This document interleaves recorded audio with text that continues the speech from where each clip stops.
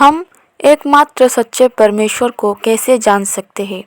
एकमात्र सच्चे परमेश्वर को जानने के लिए हमें धर्म ग्रंथ को पढ़ना चाहिए। लेकिन धर्म ग्रंथ तो बहुत है। हो नो, मुझे कौन से धर्म ग्रंथ पर विश्वास करना चाहिए? सभी धर्म ग्रंथों के बारे में इंटरनेट से खोजते हैं और देखते हैं कि वहाँ पर क्या मिलता है। इंटरनेट से यह पता चला कि 3 धर्म ग्रंथ जो है मोस्ट पॉपुलर है और भागवत गीता को पढ़ने से दूसरे वेद पुराण आदि ग्रंथों को पढ़ने की कोई भी आवश्यकता नहीं है। अब मैंने इंटरनेट से पाया है कि 3 धर्म ग्रंथ सबसे लोकप्रिय है। तो मैं सबसे पहले बाइबल पढ़ूंगी। बाइबल परमेश्वर के बारे में क्या कहते हैं, चलिए देखते हैं। परमेश्वर ने हमें अपना पुत्र दिया है। उसने हमारे पापों के लिए अपने पुत्र का बलिदान दिया है। यीशु मसीह क्रूस पर मरे और 3 दिन बाद जीवित हो गए। हो जीसस, मुझे आप पर विश्वास है कि आप हमारे पापों के लिए मारे गए और गाड़े गए और तीसरे दिन जी उठे।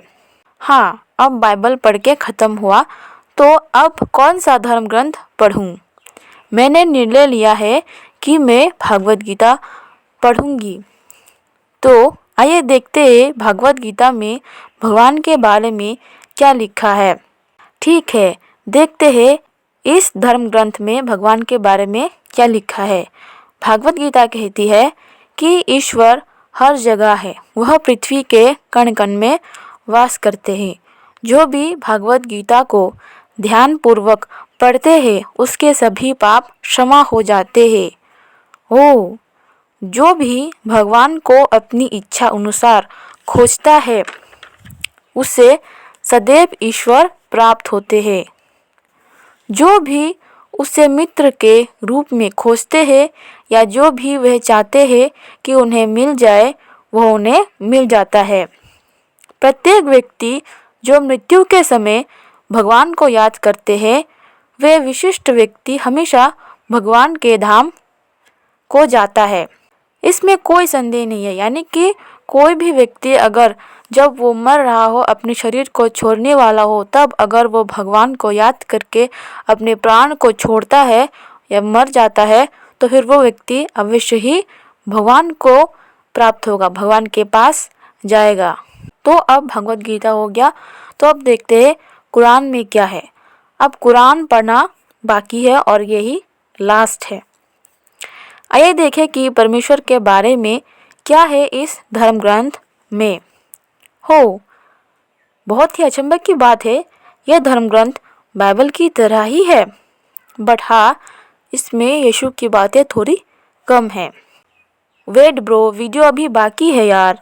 मैंने धर्म ग्रंथों को पढ़ा है, लेकिन मेरे मन में संदेह और कई सवाल है। अब मैं क्या करूं? मुझे अपने प्रश्नों के उत्तर कैसे मिलेंगे?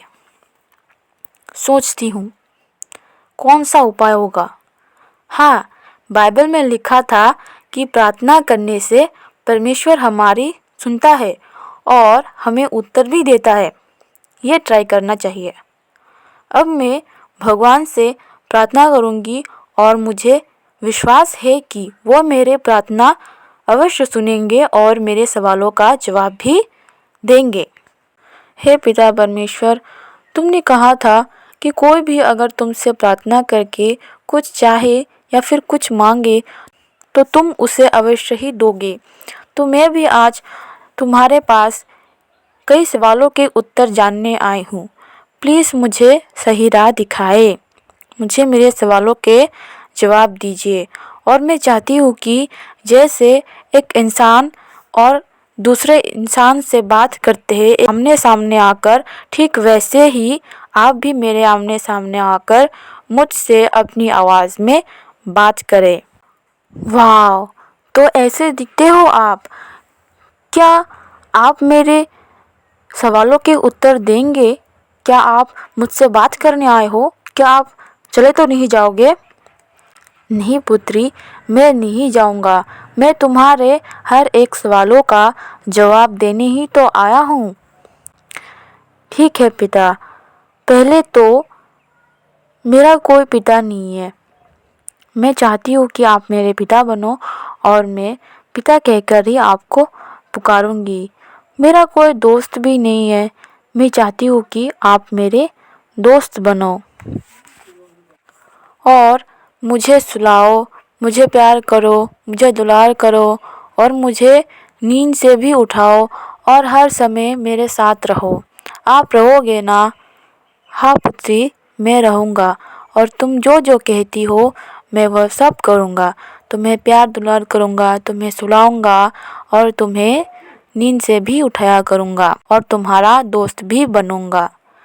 अब बताओ, तुम्हारे मन में क्या संदेह और क्या सवाल है?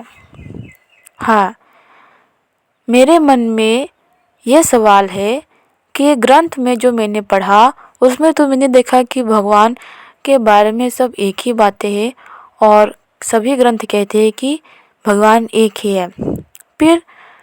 फिर मनुष्य क्यों कहते हैं कि भगवान अलग अलग है? और अगर तुम एक ही हो तो तुम्हारे इतने सारे रूप क्यों है? इतने सारे भगवान क्यों है इस संसार में? हे पुत्री, तुम जो भी रूप मेरे देखती हो वह सब मेरी ही है। जितने भी भगवान है, जितने भी रूप है, वह सब मेरे ही है। मेरा असली रूप तो निराकार है और ये सब जो तुम रूप देखती हो यह तो मनुष्य के शरीर का मैंने रूप धारण किया है। मैं मनुष्य का स्वरूप धारण करके उनके बीच इसलिए गया ताकि उनके मन में जो भी धर्म के प्रति झूठी आस्था है और जो भी गलत शिक्षाएं उनमें चल रही है उन सब को मिटाने के लिए और धर्म की शिक्षा देने के लिए मैंने इतने सारे रूप धारण किए हैं। तो फिर लोग क्यों आपको जान नहीं पाते जैसे मैं जान पा रही हूँ? लोगों को ऐसा क्यों लगता है कि भगवान अलग है और फिर लड़ते क्यों रहते हैं? वह इसलिए कि मैं दुष्टों से खुद को छिपाए रखता हूँ और ये बात भागवत गीता में ही लिखी हुई है, तू जाके पढ़ लेना। मैं उन सभी दुष्टों से जिसके मन में दुष्टता भरी है सभी से खुद को छिपाए रखता हूँ। किसी पर मैं अपने आप को प्रकट नहीं करता। अगर मैं अपने आप को उन पर प्रकट करूँ तो फिर वे उद्धार पाएंगे, लेकिन अगर मैं प्रकट कर भी दूँ तो भी वे समझ नहीं पाएंगे क्योंकि उनके मन में दुष्टता भरी हुई है और इसीलिए वह मुझे पहचान नहीं पाते।